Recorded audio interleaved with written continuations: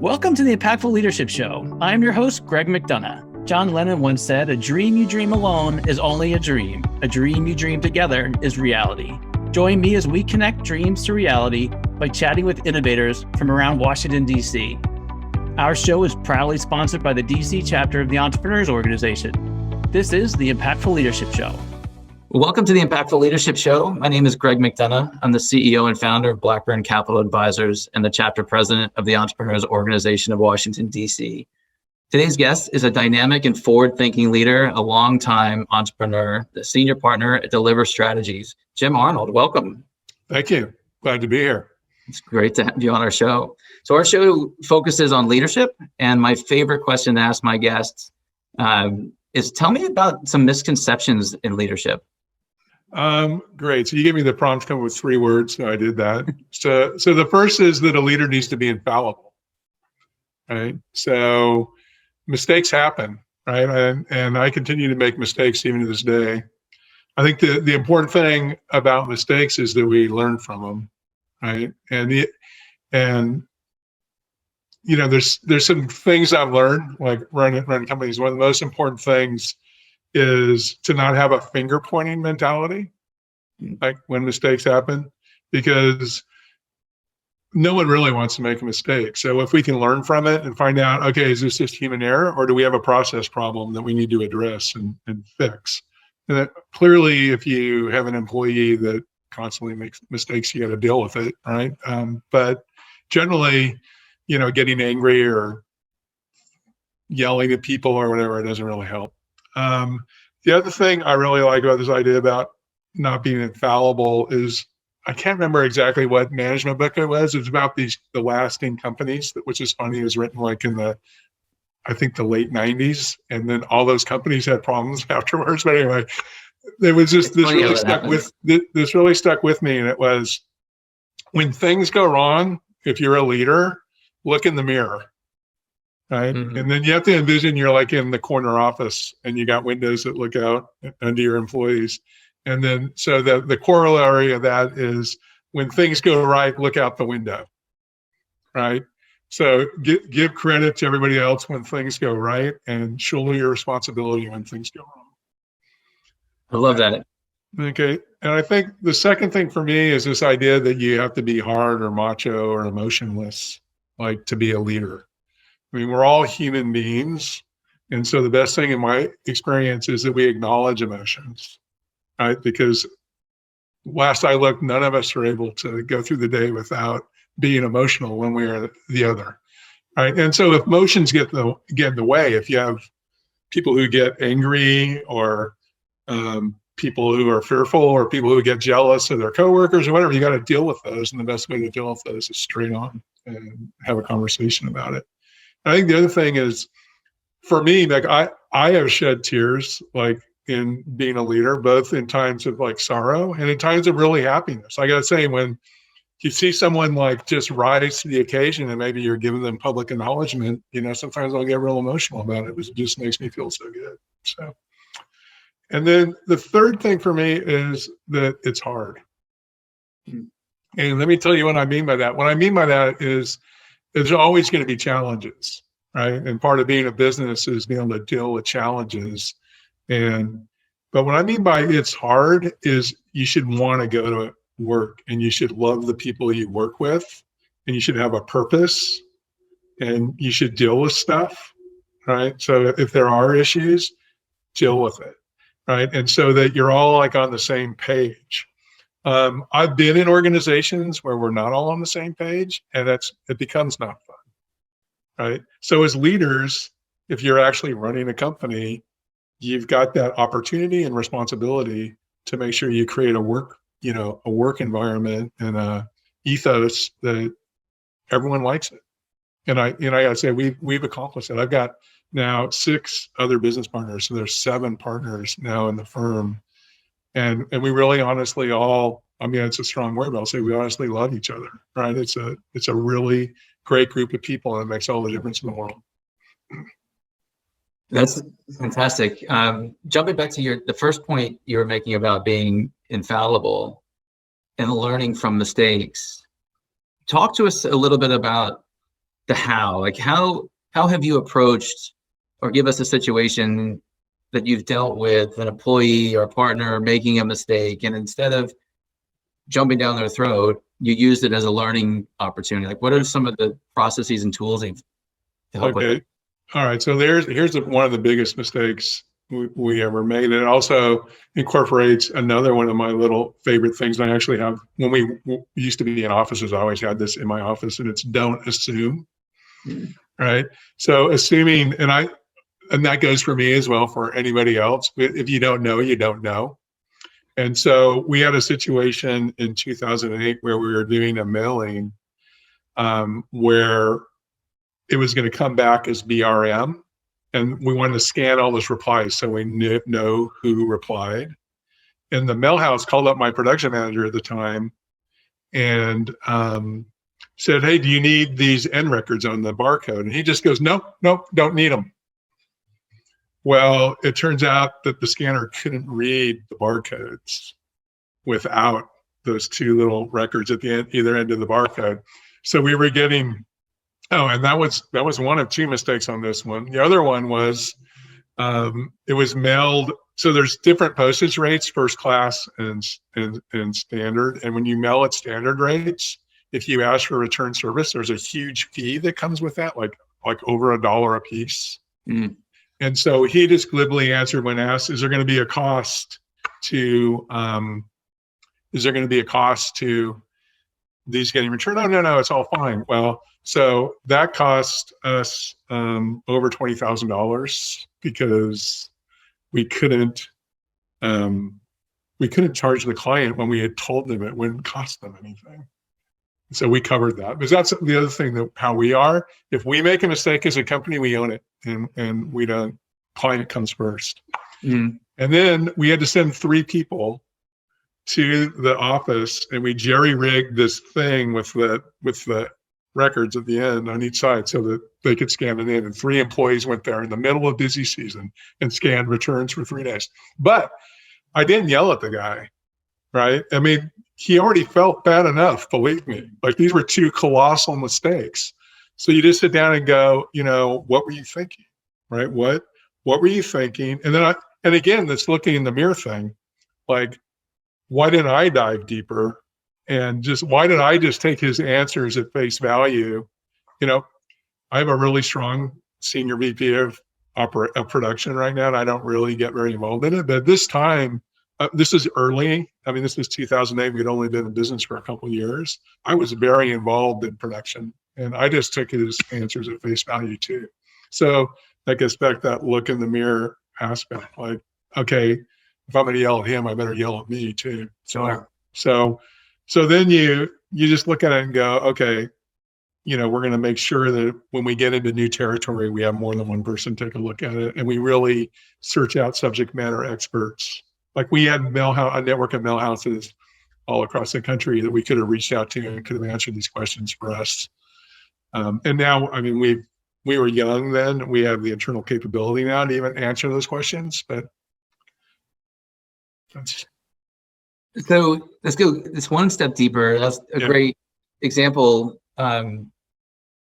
When you're onboarding new employees, new partners, those types of things, how do you frame the conversation around, we're not a finger pointing organization, or we learn from mistakes? Talk to us a little bit about that. Is that part of your onboarding culture? Absolutely. And the don't assume. Like, ask questions.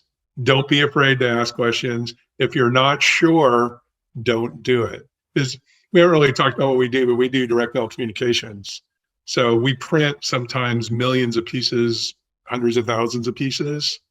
So it's not like a digital ad or something. You can just recall it if there's a mistake on it. If we print 1 million pieces and it's got a mistake on it, that's expensive. Mm-hmm. So we try not to let that happen. We got a lot of process in place to try to make sure that doesn't happen. About just like a newspaper has an errata page, like every day. I'd like to say we batted 1,000 one year. We still have never been. We've always had to reprint at least a couple pieces. Yeah, my previous business was a publishing services company called EEI Communications, and our bread and butter was editorial services, which is, reading through that content before you hit the print button. And as print changed, so did the need for our editorial services. But again, there's still a need there for sure, because that one mistake can be very, very costly. Yeah, no doubt. Yeah, and so we do have a pretty formal onboarding process, even in these remote times. We've gone to the work of documenting processes. We make sure that there's when a new person comes on, so we're organized in teams. So all of my 6 partners are marketers and strategists. So we do not only the direct mail for us is kind of just our product. Really, we're political strategists. And then how we make money is direct mail. So it's a very known marketplace. The opportunities are very clear, and our competitors aren't the other side of the political spectrum. Our competitors are other people in our space who are trying to win the same business. And so we're organized in teams. And so we'll make sure that when someone comes on board, they spend time not only in their team, but they get to learn some other people in the team. Because sometimes it's easier to ask questions outside your team than inside your team. Subject matter experts concept. We do a lot of collaboration too, though. So it's quite often to have 2 or 3 or sometimes even 4 principals serving one client. So then the teams are kind of mixed across the principal teams. But generally, probably 70% of the business is done within a principal and the team servicing that business. And was that business model your original business model, setting it up as teams, or is that something that you've developed through experience? Yeah, that's been how you came up. It's been the business model since day one. So we formed our first company in 2005, and it's just natural. It's a natural way to do it because, every company says they're customer focused, and I'm going to tell you, we're customer focused. We really are. So, that's how we won a lot of business over the years. So we started the company in 2005. Almost all the people that started the firm actually worked at a previous company of ours that was going through some difficulty, and I founded that with a guy named Jim Crouch, who's not part of the company anymore, Kevin Mack, who's still my partner, and me. So we were the 3 people that founded it. And Kevin and I had actually been talking to that firm about buying in, and we decided it didn't make sense. We're just better off starting our own business. We didn't have non-competes or anything. So we started in the basement of Jim Crouch's house in Alexandria, Virginia. Literally, I moved here. My family stayed in California. I was living with them. And we set up his basement. We had the IT guys come in and wire it, and we did a session like then and set what are our core values going to be, and customer first was an initial value, and we stuck to it all the years. And that means some things. In our business, it means speed. It means we're going to have the capacity to move fast. I have zillions of examples of that through the years, but focus groups are a big thing in our business. And sometimes clients will call up on Monday and say, I need 10 focus group pieces by Friday. And a lot of our competitors will just say no. And we pride ourselves on, okay, we'll make it happen. Right. And we use the combination of permanent people, and then we ramp up every 2 years, 4 times as big. But we have on the design side, we have kind of a group of freelancers that we've been working with for several cycles now, plus our core team of 4 designers. So in your initial answer from my startup question, you talked about your 6 partners and the relationship you have with them. You said, I love them. Yeah. Talk to us about how you got to that level of community with your partners, because I suspect you all have different personalities. You all, have different whatever. Okay, this is kind of it would be a quasi long answer, but so So yeah, we exist in the world of politics, and the first company we formed, we became one of the top 3 firms in the business. We had tons of organizational clients and campaigns. We were on Obama both in 8 and 12. We weren't the lead firm; we were the secondary firm, but we were part of that team. So in 2012, we had an amazing year. But one of my partners did some business that pissed off all the clients of the other partner, and so that other partner said, "I'm sorry, I can't continue to be a partner with you. We're going to have to dissolve the firm." And so we did that. And so we went at that time and formed a new firm called Mack Sumner Communications. So that was Kevin Mack. He had over 50% of the equity stake, and then me, and then Sumner had been an employee and he became a partner. He got the best deal ever, by the way. Right place, right time. Better be lucky than good. So we were great. We were fine. But we were like way smaller, because when that split up, we had other non-partner principals in another firm. So we became like 1/3 the size. And so following 2016, we were part of Hillary's team. We had a lot of other business. We were by all accounts successful. But we sat around in a couple things. So we sat in January 2017, coming off of 2016. Clearly we're on the left, so we weren't happy viscerally.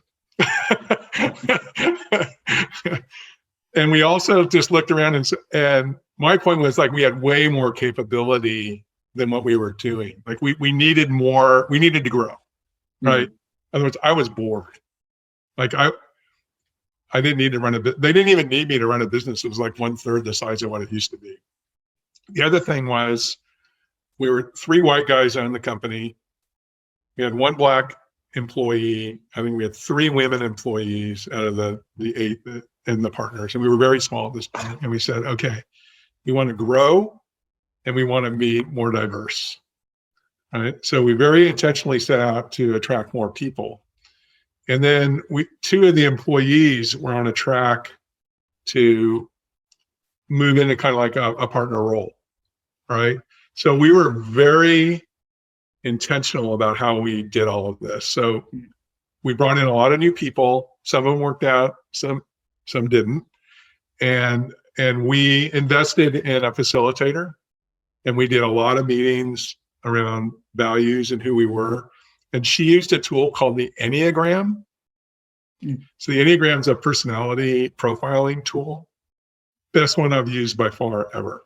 Like, so I've done Myers-Briggs, I've done DISC, and Enneagram nailed it. It's such a powerful tool. So it gives you numbers, primary, secondary, third, and then what you're low at. And the characteristics associated with those numbers that you are the most accurate I've ever seen. Wow. Right. So my partner and I, Kevin, are both have exactly the same 3 top. It's 8, 7, 3, which essentially is a very typical profile for people in leadership, to be honest. And then all my other, most the 2 employees who became partners and third Dylan are all 6s. And 6s are far more cautious and always look at the risky side of things. So it's a great balance, because Kevin and I are always ready to plow ahead. And we originally had 2 new people come in, so that we were 5 partners for a while. They're always like, well, did you think about this? No, maybe not. So that's worked out really well. And it was a very intentional process we went through, both on valuation, right?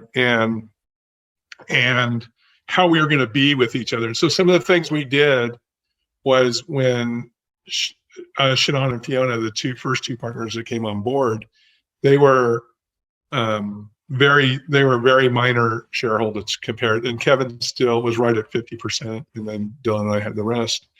But we were very conscious of giving them a voice in the official decision-making process in the operating agreement, so that their concern was coming in that Kevin and I would just run the company like we always have. Because it used to be Kevin and I ran the company. Like, I mean, that's just how it was. Dylan was a partner, and I love him, but he was down in Florida. Kevin and I were here, and Kevin is a political guy, but very interested in business too. He was in EO actually for a while before he moved to California. And so we had to adjust, and we had to do that intentionally and in our operating agreement. And so in the meantime, we had two other senior people who brought in a lot of business, Nadia and Adnan. And we did the same thing, very intentional process. We didn't use a consultant anymore for these because we kind of knew the ropes and we knew each other a lot better. But we also empowered them. I mean, so we have an operating agreement where the three partners now own 70% of the company. They can't make a decision by themselves. Right? That's how strong the like minority decision-making rights are.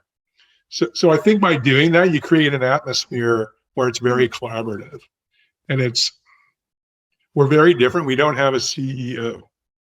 Okay? We don't have a president.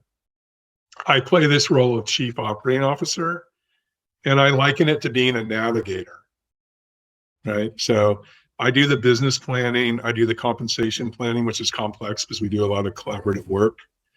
I do production and operations and design, all rolls up to me. And when issues arise, I kind of will do almost like a position paper on it, let's say, right? And do a discussion document. And then we discuss it, and then we make a decision. And almost always it's consensus, like 100% consensus. Every once in a while, there may be one person who either abstains or just says no. But generally, we get to yes. It's a very unusual business model, but it works because there's the mutual respect for each other. And I like how it's based on the personality tool that you mentioned. Yeah. And I find that the benefits of those are not only understanding yourself, but understanding where the other person's coming from. It's like, oh, well, she's a 6 and I'm a this. I should expect her to respond to what I want to say in that way. And it's back to your point about emotion. It takes the emotion out of it. It's like they're just wired that way. Yeah, they're just being a 6. Jim, you also mentioned something about, during the political seasons, every 2 years you're adding 4 times the staff, and then you're bringing that down after the season and up. And talk to us about managing through those onboarding. I mean, it's got to be a tremendous amount of intake, and then talk to us through. I'm not sure if anyone else in our audience deals with that type of fluctuation, and how have you figured out how to do that without going crazy? Yeah, so I think that this is going to be a little slightly long answer to this, but I thought about this. I mean, one of the things is I didn't start a business until I was 45. Right. So when I founded together with Kevin and Jim, Matt Crown's group, I was 45. And for most of those years, so originally I worked for CPA firms on the audit side. And then I went to work for big companies. I actually spent 10 years in Amsterdam doing a whole variety of roles. So including all that re-engineering stuff in the 90s. So I tooled up. That's how I like it. I came equipped with a lot of knowledge about business process, best practices, finance, cash flow planning, compensation planning, all this stuff, which has allowed us to be a well-run company, even though we're small. I mean, we're like right around 22 employees when we contract, and so we have process, right? And we just did a Salesforce implementation, for example. So for a long time, we ran the company on a system that we built ourselves. Actually, I did the systems design for it. We used an outside firm to actually build it, and it turned out to be one guy. And so, I mean, that takes clear back to 2005. So it was getting a little long in the tooth. I mean, we've improved it over the years. But so we had the internal capability to do a Salesforce implementation. Obviously, we used a partner, someone who knows how to implement it. But from the business analysis side, we were able to do it all. So my senior VP of operations, Ali Arbello, and Brad, our production manager, and then even some of the political people, that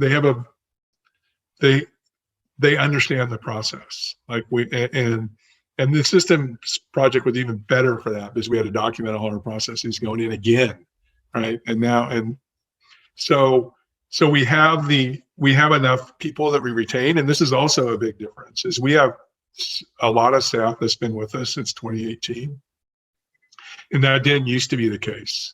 We used to get even leaner, but because we have more critical mass now, we're able to do enough off your business to retain people and let them grow inside.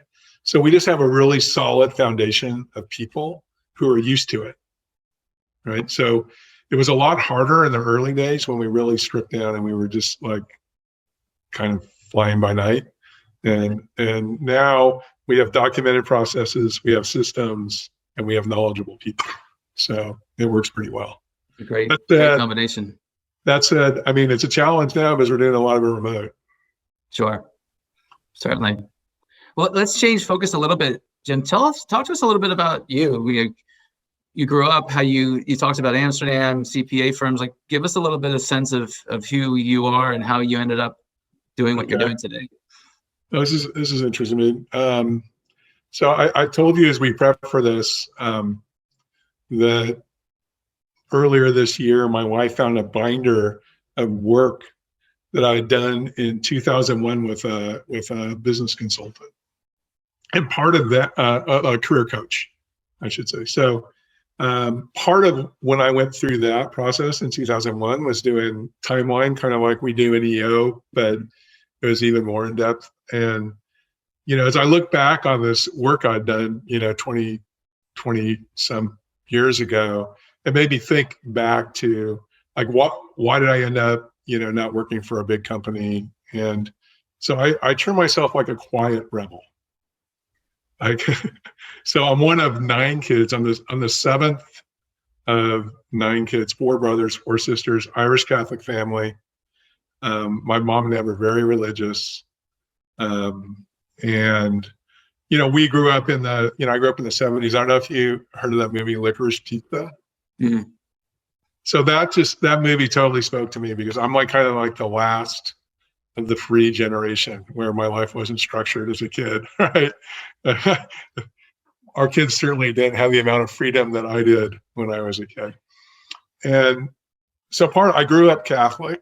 And so my first indication of this quiet rebel was in our parish, they didn't confirm us until we were in the 8th grade. And our parish priest made it very clear that it was a personal choice. Well, I don't want to offend anyone in the call, but I'm not particularly religious, and I've been pretty convinced of that since I was pretty young. So I refused to get confirmed. Can you imagine the pressure? I mean, there was a lot of pressure. My parents were not. I mean, my mom is Irish. I mean, she is like she's God rest her soul. She's not with us anymore, but she. And my dad too. They were both very devout Catholics. And now their 13-year-old son is telling them, I am not going to get confirmed. And I stuck to my guns. I didn't get confirmed. So I tell that story to say that I've always chafed at rules I didn't believe in and bureaucracy for bureaucracy's sake. So I was fortunate in my time when I was coming up in corporate life, because I worked for a company called Tandem Computers, which was a Fortune 500 company back in the 90s.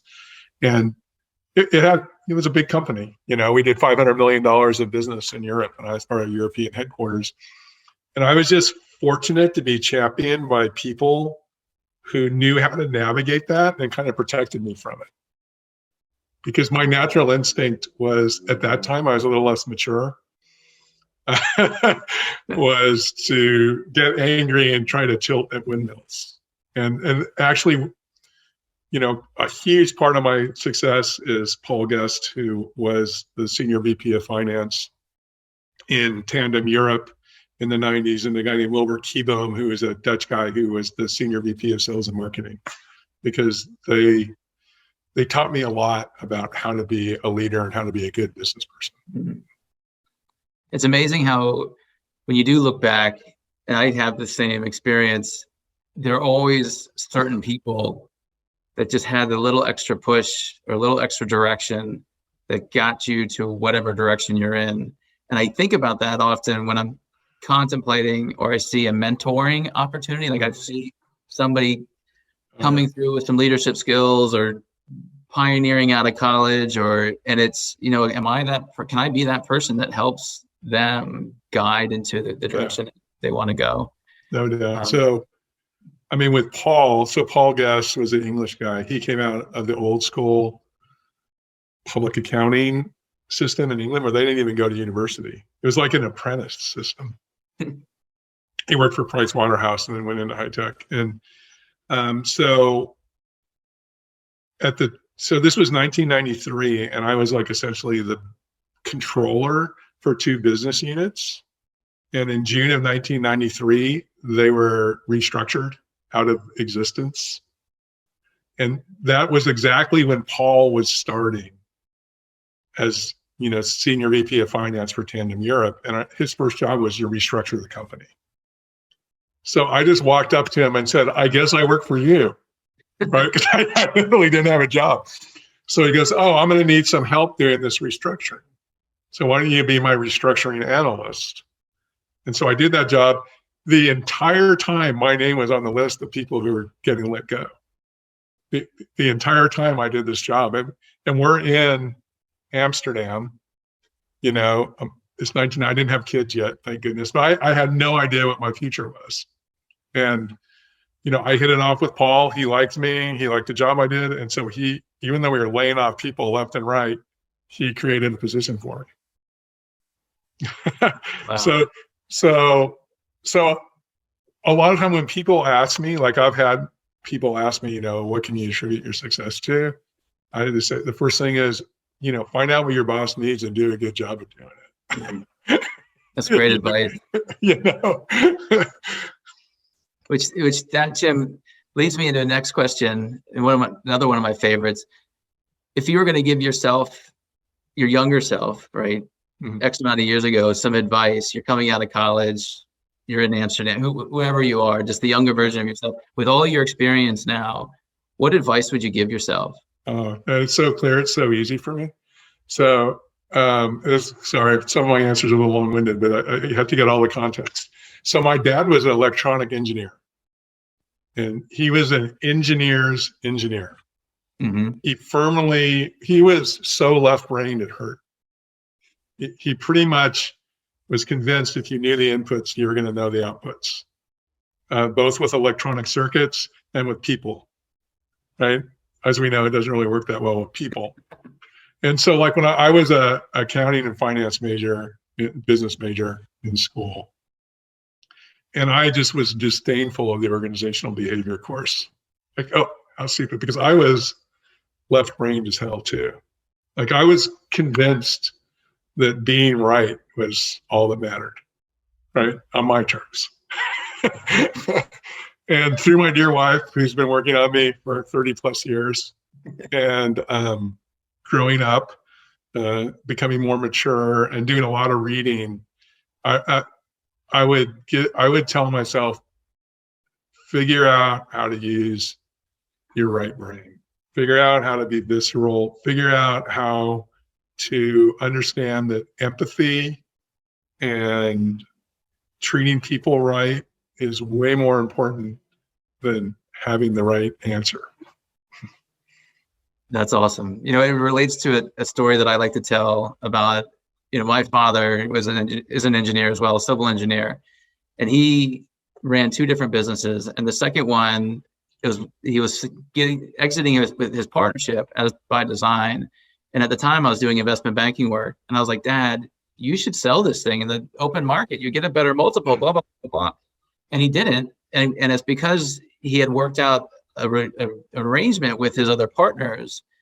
And the lesson learned for me 10, 15 years later is like that deal, getting a good deal done versus like the best price is more important than just the price or just one specific aspect of the deal. Because now he still's got a great relationship with the business. His name's still in the door. He still gets work from them. And so it was a real lesson learned about the value of the transaction. The principles of it are more important than just the ultimate right or being right. That really speaks to me because, so when we've done a major equity transition. So, we've gone from my partner, Kevin, being over 50% to down to a much lower percentage, and no partner has over 25% now. And so we didn't use any outside consultants other than CPAs and lawyers, for that kind of advice and how we structured these deals. I owned making these deals happen and coming up with a price that was acceptable to the sellers and the buyers. And that was the guiding principle. It wasn't for Kevin to maximize his return. It was that we could create something that lasted. Right? It's super rare in our business to have a perspective that you want to be an enduring company. Companies come and go like crazy, and that's not our vision. We want another generation of owners after this younger generation that we have now. So, yeah, that really speaks to me. So, Jim, tell the audience how to find you. Do you have a social media platform that you prefer? If somebody wants to get in touch with you, how should we get in touch with you? How would you get in touch with me? I do. I am JC Arnold SF on Twitter. I'm not real active anymore. Trying to not get in trouble. And then, I think it's JC Arnold SF for Instagram too. And I'm also on LinkedIn, just Jim Arnold Deliver Strategies. You can find me on LinkedIn as well. Fantastic. Yeah, and we'll have all those links in our show notes. So anyone curious, just scroll down and you'll find Jim's information. Well, Jim, it's been awesome having you on the show today. I feel like I could talk to you for another 2 hours, but you've got a busy day ahead of you and hopefully a fun weekend planned. So I really appreciate you making the time today. Really enjoyed it. Thanks, Greg. And that's a wrap, my friends. Thank you for spending your time with me. For show notes and other episodes, visit us at impactfulleadershipshow.com. One last food for thought. Walk on with hope in your heart, and you'll never walk alone.